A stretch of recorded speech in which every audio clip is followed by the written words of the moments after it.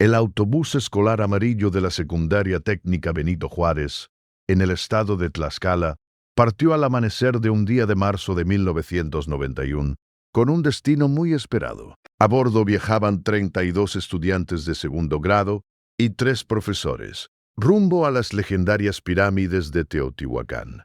Era el clásico viaje escolar que cada año despertaba ilusión, nervios y emoción tanto en los jóvenes como en sus familias. Para la mayoría de los estudiantes, aquel día representaba una aventura inolvidable. Pero para Carmen Vázquez, una adolescente de apenas 14 años, ese viaje había comenzado con una discusión en casa. La noche anterior, había discutido con su madre por el dinero necesario para pagar la excursión. Su familia, dedicada al trabajo textil, en uno de los tantos talleres familiares de la región, había tenido que hacer un esfuerzo considerable para reunir los 300 pesos que costaba el viaje. Es una oportunidad única, mamá, había insistido Carmen con la voz cargada de ilusión. Nunca he salido de Tlaxcala y las pirámides son parte de nuestra historia. La madrugada del 15 de marzo amaneció fresca y despejada. Desde las 5 de la mañana, la explanada de la escuela comenzó a llenarse de padres somnolientos, mochilas apretadas con cuidado, termos de café caliente y recomendaciones repetidas una y otra vez. Abrazos rápidos, besos en la frente y advertencias de último momento marcaban la despedida. El director del plantel, el profesor Esteban Morales, un hombre de 60 años, bigote canoso y reputación intachable, supervisaba cada detalle con atención. Era conocido por su seriedad y compromiso, y no dejaba nada al azar cuando se trataba de la seguridad de sus alumnos. Antes de continuar con esta historia, que te mantendrá en suspenso hasta el final, te invitamos a suscribirte al canal y a comentar desde qué parte del mundo nos estás viendo. Tu apoyo nos permite seguir compartiendo historias que merecen ser contadas. Carmen subió al autobús con su mochila rosa, ya algo desteñida, un cuaderno nuevo para tomar apuntes y una cámara desechable que había comprado con sus ahorros.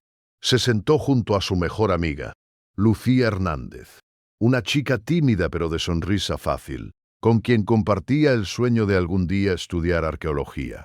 ¿Te imaginas estar frente a las pirámides del Sol y la Luna?, susurró Lucía mientras el motor comenzaba a rugir. Mi abuela dice que ahí se puede sentir la energía de los antiguos. El conductor, don Aurelio Ramírez, era un hombre respetado en la comunidad. Llevaba más de 20 años transportando estudiantes sin un solo accidente. Esa mañana, revisó el autobús con meticulosidad. Frenos, llantas, niveles de aceite y combustible. Todo estaba en perfecto estado. Los maestros que acompañaban al grupo eran la profesora Marta Jiménez, apasionada de la historia prehispánica, el profesor Roberto Castillo, encargado del orden, y la profesora Ana María Torres, quien había preparado actividades educativas para realizar en el sitio arqueológico. El viaje estaba planeado para durar 2 horas y media. La ruta era clara y conocida: salir de Tlaxcala rumbo a Puebla, tomar la autopista hacia la Ciudad de México y desviarse finalmente hacia Teotihuacán. Don Aurelio conocía ese camino de memoria. Lo había recorrido decenas de veces. Durante las primeras horas, el ambiente dentro del autobús era alegre. Los estudiantes cantaban, reían y compartían historias. Carmen llevaba su Walkman y compartía los audífonos con Lucía, escuchando canciones de Maná, Caifanes y baladas románticas que estaban de moda.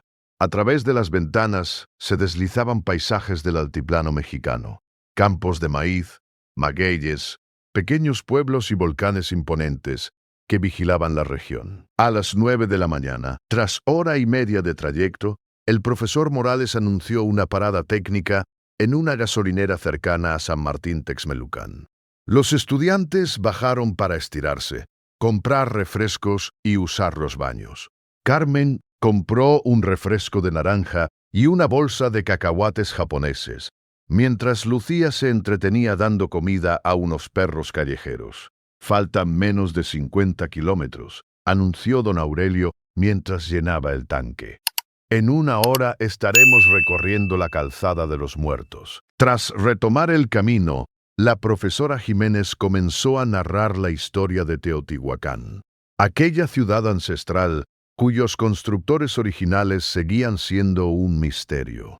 Hablaba con entusiasmo sobre una urbe que en su época de esplendor había albergado a más de 100.000 habitantes, superando en tamaño a muchas ciudades europeas de su tiempo. El paisaje empezó a cambiar. Las montañas parecían más cercanas y el aire más pesado. Carmen notó algunas nubes oscuras en el horizonte, pero nada parecía fuera de lo normal. Miró su reloj, un regalo anticipado por sus 15 años. Eran las 10:15 de la mañana. 15 minutos después, algo comenzó a sentirse distinto. Carmen experimentó una extraña sensación de pesadez. Pensó que era mareo por el viaje, pero algo no cuadraba. Uno a uno, sus compañeros dejaron de hablar. Lucía cerró los ojos y cayó en un sueño profundo. Al mirar alrededor, Carmen notó que casi todos estaban igual. Ojos cerrados, respiración lenta, como sumidos en un sueño anormalmente profundo. «¿Qué está pasando?», murmuró, luchando contra una somnolencia inexplicable. Miró hacia el frente del autobús. Incluso los maestros parecían dormidos. Don Aurelio seguía conduciendo, pero desde su asiento Carmen no podía ver su rostro. La última imagen que quedaría grabada en su memoria fue la silueta de los volcanes Popocatépetl e Iztaccíhuatl, recortándose contra un cielo cada vez más nublado, mientras la oscuridad la envolvía por completo. Cuando Carmen abrió los ojos, lo primero que sintió fue una extraña quietud. No había risas, no había conversaciones, no había el ruido constante del motor. Solo silencio. El autobús estaba sumido en una penumbra azulada, iluminado tenuemente por la luz de una luna llena que se filtraba por las ventanas. El sol ya se había ocultado. Carmen seguía sentada en el mismo asiento, pero algo estaba profundamente mal. El silencio era absoluto. No se escuchaba el ronroneo del motor, no se oían pasos, no había voces, no había movimiento alguno. Con el corazón comenzando a latirle con fuerza, Carmen se incorporó lentamente y miró a su alrededor. Lo que vio la paralizó por completo. Todos los asientos estaban vacíos. Lucía ya no estaba a su lado. Sus compañeros habían desaparecido. Los maestros no estaban en sus lugares. El asiento del conductor estaba vacío. Lucía susurró con la voz quebrada. No hubo respuesta. Profesor Morales, su voz rebotó dentro del autobús como un eco fantasmal. La sensación de terror creció en su pecho como una marea imposible de contener. Con las piernas temblorosas, se levantó y comenzó a recorrer el pasillo, fila por fila revisando cada asiento con desesperación. No había nadie. Solo quedaron objetos abandonados. Reconoció una mochila azul que pertenecía a Miguel, un suéter rosa que era de Patricia, cuadernos abiertos, lápices en el suelo, una gorra olvidada. Todo indicaba que las personas habían desaparecido. De un momento a otro, Carmen corrió hacia la puerta del autobús y se detuvo en seco al notar que estaba abierta. Bajó los escalones con cuidado y salió al exterior. El aire frío de la noche la golpeó de inmediato. Estaba en medio de una carretera desconocida. No era la autopista por la que habían viajado horas antes.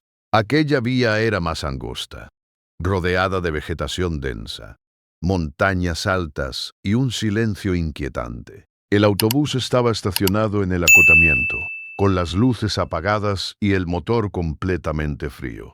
No había casas, no había postes eléctricos, no había tráfico, no había señales de civilización. Solo la luna, las montañas y el silencio. «¡Ayuda!», gritó con todas sus fuerzas. «Por favor, alguien ayúdeme». Nada. Esperó unos segundos y volvió a gritar. Su voz se perdió entre las montañas, devolviéndole únicamente el eco de su propio miedo.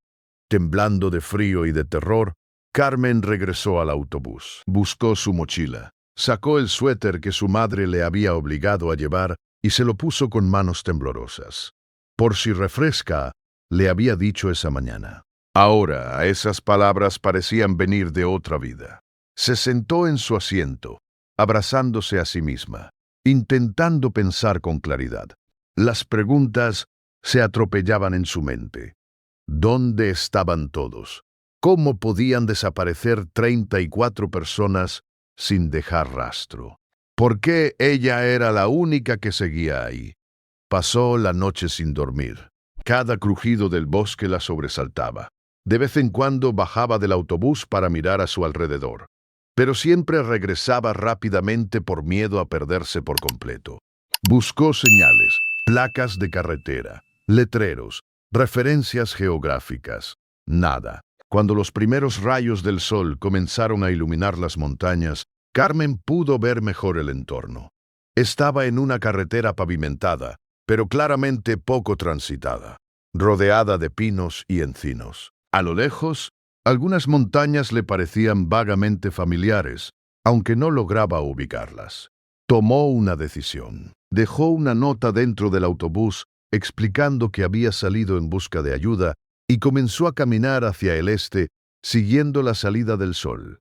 Llevaba su mochila con lo poco que tenía: el refresco, los cacahuates, una botella de agua y algunos dulces que había guardado para el regreso. Después de caminar durante casi 2 horas, Carmen vio algo que le devolvió un poco de esperanza: humo saliendo de una chimenea. Aceleró el paso hasta llegar a una pequeña comunidad rural, escondida en un valle entre montañas. Casas de adobe, techos de tejas rojas, una iglesia colonial en el centro y calles empedradas formaban un pueblo que ella nunca había visto. Las primeras personas que encontró fueron varias mujeres lavando ropa en un lavadero público. Al verla, se acercaron de inmediato. «¿Estás bien, niña?», preguntó una mujer mayor de cabello canoso. «¿Qué haces sola a estas horas?». Carmen intentó explicar lo sucedido, pero mientras hablaba, se daba cuenta de lo increíble que sonaba su propia historia. Venía en un autobús escolar. Íbamos a Teotihuacán. Me dormí. Y cuando desperté, todos habían desaparecido. Las mujeres se miraron entre sí con preocupación. «¿Cómo te llamas? ¿De dónde eres?». «Me llamo Carmen Vázquez. Soy de Tlaxcala. Estudio en la secundaria técnica Benito Juárez». La mujer mayor frunció el ceño. «Tlaxcala queda muy lejos de aquí. Este es San Pedro Nexapa, en el Estado de México». El miedo regresó con más fuerza. La llevaron con el comisario del pueblo, don Jacinto Morales, quien escuchó su relato con absoluta seriedad. Tomó notas, hizo preguntas detalladas y finalmente dijo algo que heló la sangre de Carmen. «Esto es muy grave. Tenemos que avisar a las autoridades». No había teléfono en el pueblo. Don Jacinto envió a su hijo en motocicleta a buscar ayuda, mientras Carmen fue acogida en la casa de una mujer llamada Doña Rosa, quien le dio comida caliente y trató de tranquilizarla. Pero Carmen sabía que nada de aquello tenía sentido. Horas después, llegaron los primeros policías. Cuando fueron al lugar donde Carmen había encontrado el autobús, lo hallaron exactamente igual: puertas abiertas, pertenencias dispersas y ninguna persona. El misterio apenas comenzaba. Los policías observaron el autobús en silencio durante varios minutos. No había señales de violencia, ni cristales rotos, ni marcas de forcejeo. Todo parecía extrañamente normal. Y precisamente eso era lo más inquietante. Las mochilas seguían en los asientos. Los cuadernos estaban abiertos, como si alguien los hubiera dejado segundos antes. No había rastros de sangre. No había huellas evidentes que indicaran una huida apresurada. Era como si las personas simplemente se hubieran desvanecido. Necesitamos llevar este caso más arriba, dijo uno de los agentes con el ceño fruncido. En cuestión de horas, la noticia escaló a las autoridades estatales y federales. La desaparición de 33 personas, muchas de ellas menores de edad, se convirtió en un asunto de máxima prioridad. Carmen fue trasladada a Toluca, donde pasó largas horas respondiendo preguntas. Una y otra vez, los investigadores le pedían que relatara todo desde el principio. No omitas ningún detalle, le decía el inspector a cargo. Incluso lo que te parezca insignificante puede ser importante. Carmen repitió la historia. La salida temprana, la parada en la gasolinera, la extraña somnolencia colectiva, el despertar sola en el autobús. Cada vez que hablaba, su relato se mantenía idéntico, sin contradicciones. Eso tranquilizaba a los investigadores, pero no les daba respuestas. Las teorías comenzaron a surgir. La primera fue la de un secuestro masivo, pero nadie lograba explicar cómo un grupo criminal habría podido llevarse a tantas personas sin dejar rastro, ni por qué no había exigencias de rescate. La segunda hipótesis hablaba de un accidente que obligó a todos a abandonar el autobús, pero entonces surgía una pregunta imposible de responder. ¿Por qué dejaron a Carmen dormida? La tercera teoría, que nadie se atrevía a decir en voz alta, sugería que Carmen ocultaba algo. Sin embargo, las evaluaciones psicológicas descartaron esa posibilidad. No mostraba signos de mentira, manipulación ni fantasía patológica. Mientras tanto, en Tlaxcala, el caos se apoderó de la comunidad. Los padres de los estudiantes desaparecidos se reunieron frente a la escuela, exigiendo respuestas. Gritos, llanto, oraciones y rabia llenaban el ambiente. La madre de Carmen, doña Teresa, viajó de inmediato a Toluca para estar con su hija. Gracias a Dios, estás viva, le decía entre lágrimas. Pero, ¿dónde están los demás? La pregunta no tenía respuesta. Los medios de comunicación no tardaron en llegar. La historia apareció en periódicos, noticieros y programas de radio. Pronto, el caso fue conocido en todo el país como la misteriosa desaparición del viaje escolar. Carmen, una adolescente de 14 años, se convirtió en el centro de una atención que no había pedido. Cámaras, micrófonos, titulares sensacionalistas. Algunos dudaban de su historia. Otros comenzaron a especular con teorías más oscuras. ¿Abducción extraterrestre? ¿Experimento secreto? ¿Fenómeno paranormal? Las familias del conductor y de los maestros estaban devastadas. La esposa de don Aurelio, el chofer, repetía entre sollozos que su marido jamás habría abandonado a los estudiantes. Algo terrible tuvo que pasarle, decía.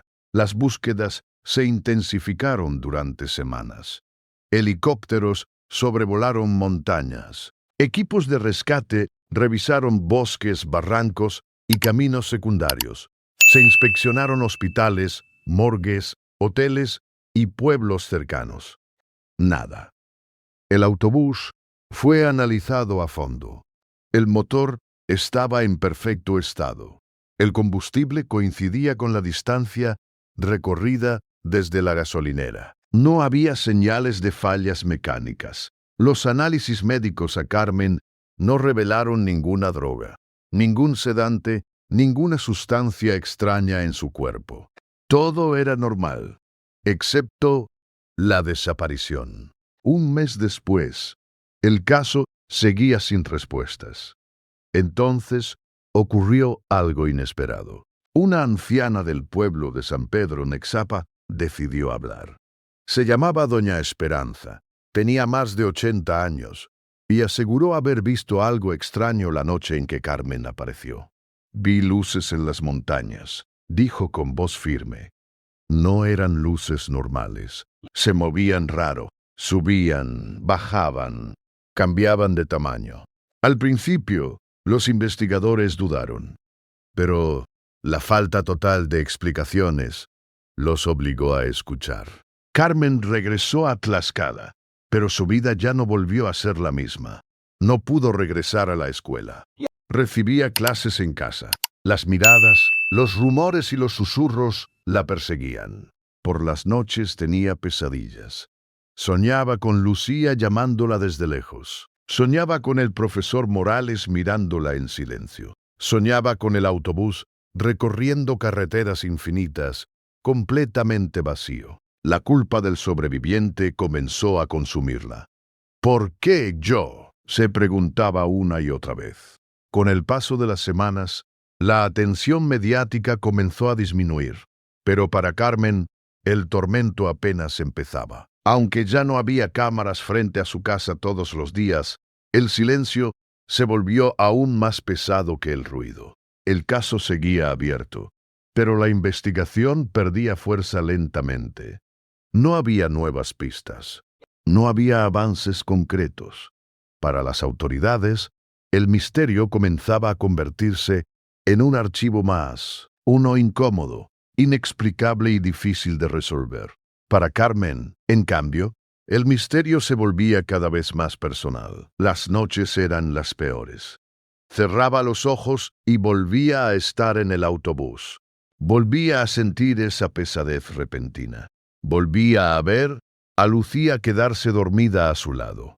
Pero había algo más, algo que siempre aparecía justo antes de que el sueño la venciera por completo. Un sonido.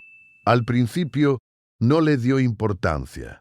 Pensó que era producto de la ansiedad o de su imaginación. Pero con el tiempo, ese recuerdo comenzó a hacerse más claro. Era un zumbido profundo. No era fuerte, pero sí constante. No venía de una dirección específica. Era como si el aire mismo vibrara, como si todo el espacio alrededor del autobús estuviera lleno de ese sonido. Carmen se dio cuenta de algo inquietante. Nunca había mencionado ese sonido en sus declaraciones. 6 meses después de la desaparición, tomó una decisión que sorprendió incluso a su familia. Quería volver al lugar donde había despertado sola en el autobús. «No vas a regresar a ese sitio», le dijo su madre con firmeza. «Ese lugar solo te ha traído dolor». Pero Carmen sentía que debía hacerlo. «Hay algo que no recuerdo del todo», insistía. «Algo importante». Finalmente, acordaron que no iría sola. Su tío Raúl, un hombre de 40 años, mecánico y acostumbrado a recorrer carreteras rurales, la acompañaría. El viaje fue silencioso. Cada kilómetro parecía pesar más que el anterior. Cuando llegaron, el autobús ya no estaba allí. Solo quedaba una marca en el suelo. Un rectángulo de tierra compactada que indicaba el lugar exacto donde había estado estacionado. Carmen bajó del auto y permaneció inmóvil durante varios minutos, observando el paisaje. Las montañas seguían ahí. La carretera seguía igual de solitaria. El silencio seguía siendo inquietante. Cerró los ojos, respiró profundo, y entonces lo recordó con claridad. «Escuché un sonido», murmuró, «justo antes de quedarme dormida». Su tío la miró con atención.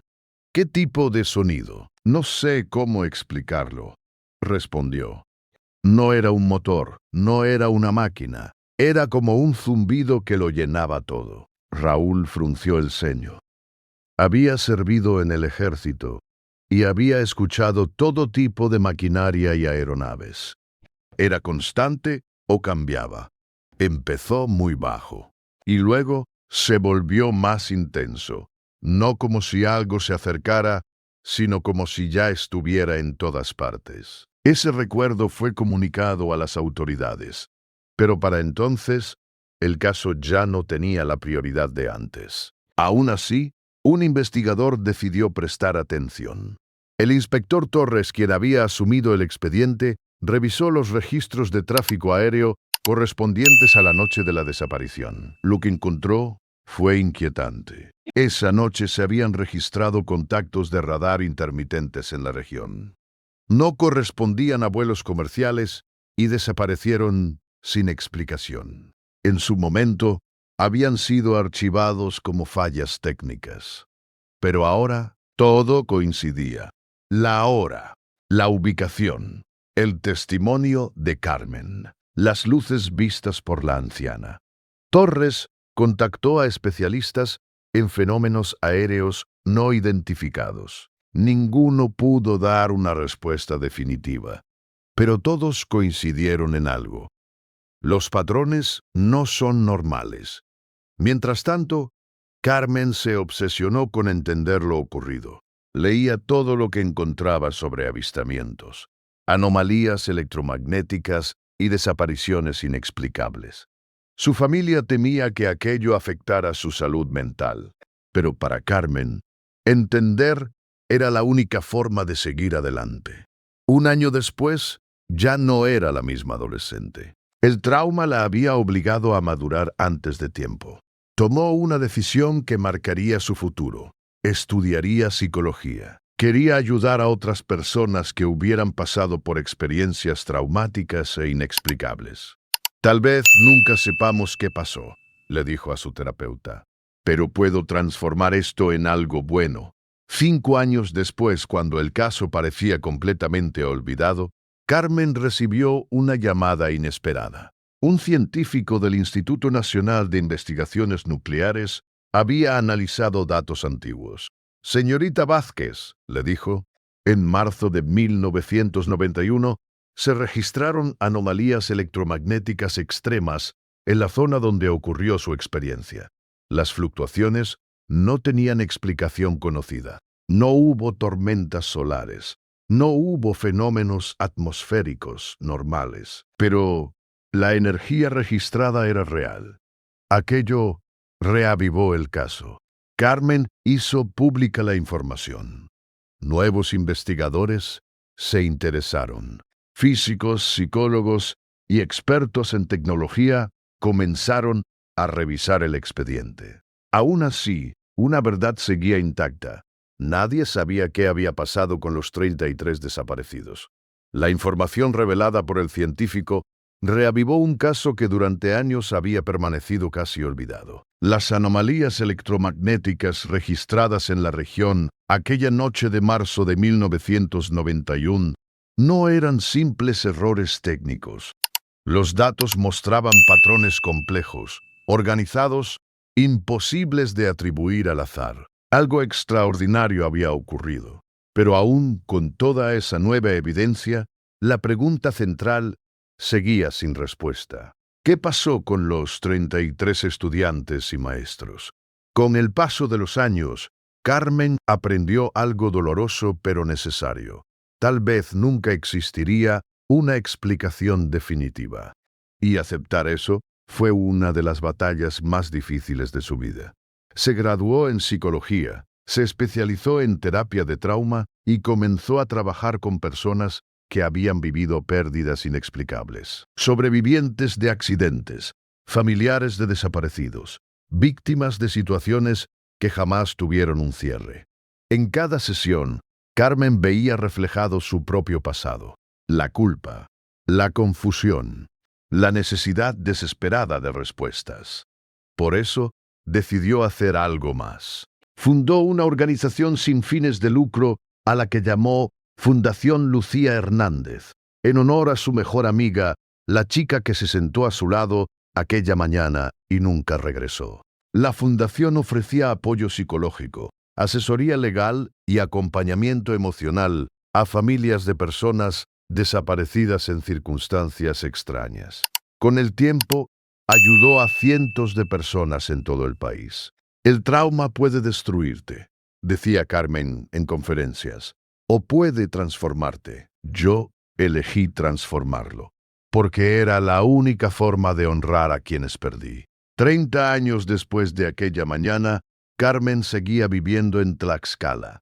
Estaba casada, tenía 2 hijos y trabajaba como terapeuta reconocida en el ámbito del trauma psicológico. Su historia se estudiaba en universidades y su caso seguía siendo citado en investigaciones sobre fenómenos anómalos. El expediente oficial nunca se cerró. De vez en cuando, nuevos investigadores retomaban el caso con tecnologías modernas. Análisis satelitales, modelos electromagnéticos, simulaciones avanzadas. Cada intento añadía piezas, pero nunca completaba el rompecabezas. En 2021, exactamente 30 años después de la desaparición, Carmen organizó una ceremonia conmemorativa. Las familias de los desaparecidos se reunieron nuevamente, algunas con el cabello canoso, otras apoyándose en bastones, todas cargando décadas de dolor y esperanza. Carmen tomó el micrófono y habló con voz firme. No sabemos qué ocurrió esa noche, pero sabemos que 33 personas extraordinarias tocaron nuestras vidas y jamás serán olvidadas. El viento de marzo soplaba suavemente desde las montañas. Tal vez el misterio nunca se resuelva, continuó. Pero hemos aprendido algo más importante: cómo amar, cómo recordar y cómo seguir adelante incluso cuando no hay respuestas. Hoy, el caso de la secundaria técnica Benito Juárez sigue siendo uno de los misterios más inquietantes de México. Secuestro masivo, experimento secreto, fenómeno natural desconocido o algo completamente fuera de nuestra comprensión. Carmen, ahora una mujer de más de 50 años, ha llegado a una conclusión que resume toda su vida. Quizá la pregunta no sea qué pasó, sino cómo vivimos con lo que nunca entenderemos. En las noches claras de marzo, cuando el cielo se ve igual que aquella madrugada de 1991, Carmen a veces mira hacia las montañas. No busca luces, no busca respuestas, solo recuerda. Lucía, Miguel, Patricia, profesor, Morales, don Aurelio, susurra. Donde sea que estén, espero que sepan que sus vidas tuvieron sentido, porque, al final, algunos misterios no existen para ser resueltos, sino para recordarnos lo profundamente humanos que somos.